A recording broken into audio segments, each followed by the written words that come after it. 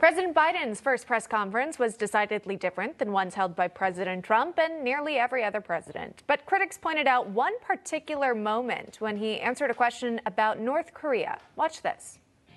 What is your red line on North Korea?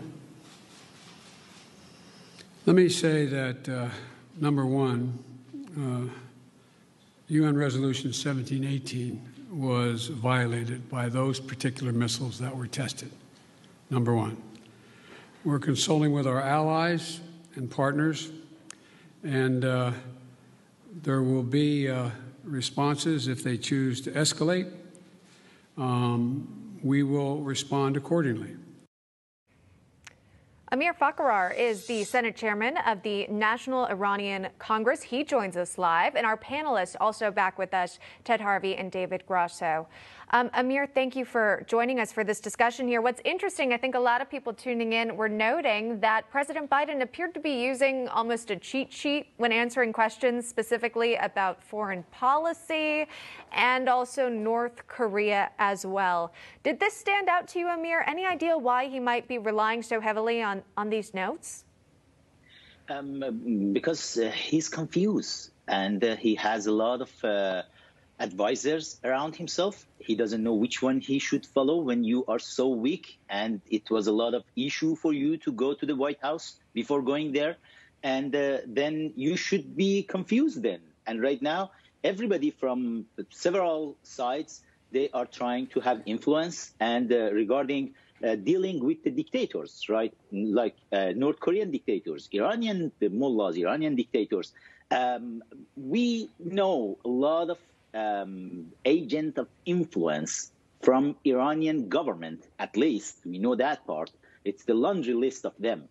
They are right now, they have the official positions at the White House, at the National Security Council, at the different very high level ranking. And yeah, definitely Iran is trying to send some message and make sure they can influence the policies. And I'm pretty sure that China and North Korea, they are doing that. That's the reason. He's confused. He cannot answer correctly any question. And that's the worst thing. When you are facing dictators, you should not look weak, because the dictators, they can understand this better than anybody else, and they will use this opportunity to harm United States. Well, Amir, quite frankly, this was clearly on the international stage. I'm sure many world leaders were tuning in to watch the press conference. I know a lot of American journalists and Americans as well were curious what the president would say. It had been more than 60 days since he'd taken questions from the press. Yesterday, we also learned that President Biden says the upcoming May 1st deadline to remove U.S. troops from Afghanistan will be, quote,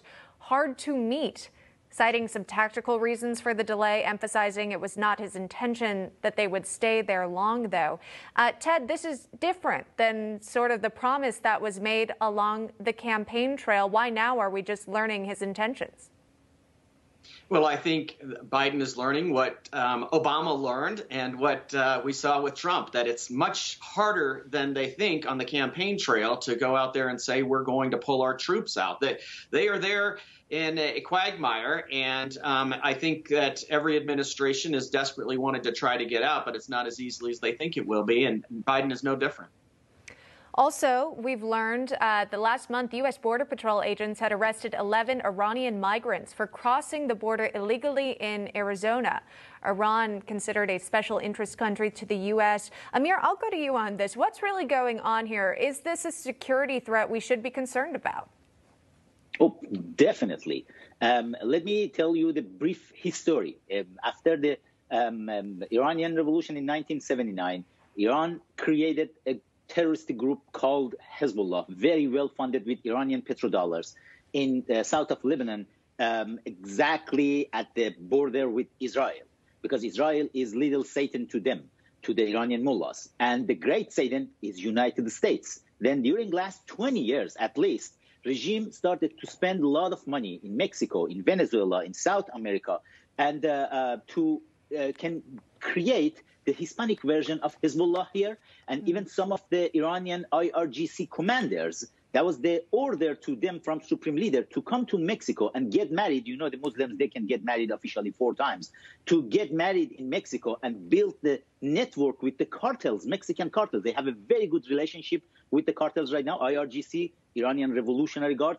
And those people, when right now they can see the big window of opportunity because of the very dangerous policy, border policy of Biden, definitely they will send a lot of people to United States. Yeah. And, it's a disaster. Everybody they are talking about, the kids are coming. Yes. I'm not worried about that as much as I'm worried about hundreds of thousands of terrorists are coming to this country from the border when it's widely open.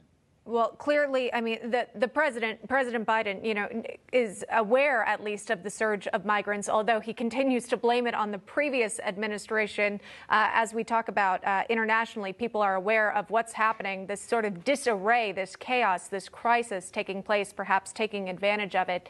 David, I just want to go back to you on this moment of the press briefing and talk to you about what you thought of the use of notes coming to light. Again, we've heard from previous historians saying that this isn't very common, that the president would need to reference some notes when answering questions from the press, and also the fact that there was a pre-selected group of reporters who were chosen. Quite frankly, we could see from the photos emerging that they had their numbers of who to call on. David, what did you make of how the press briefing actually played out?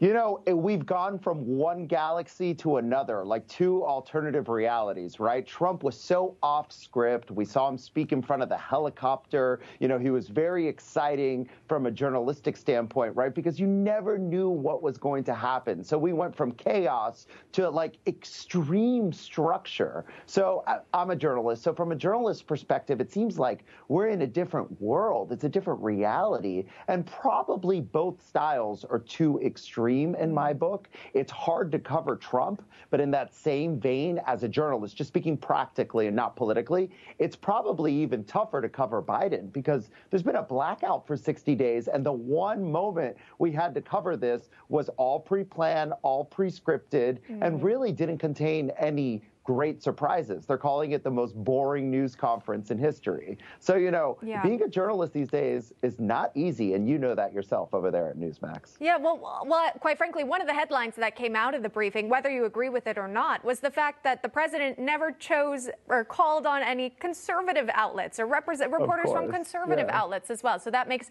another headline there. Guys, we will wait and see when the press will have access to another one of these briefings. In the meantime, though, Amir, thank you for your time. We appreciate your insight. And our panelists, Ted and David, please stay with us. Thanks so much.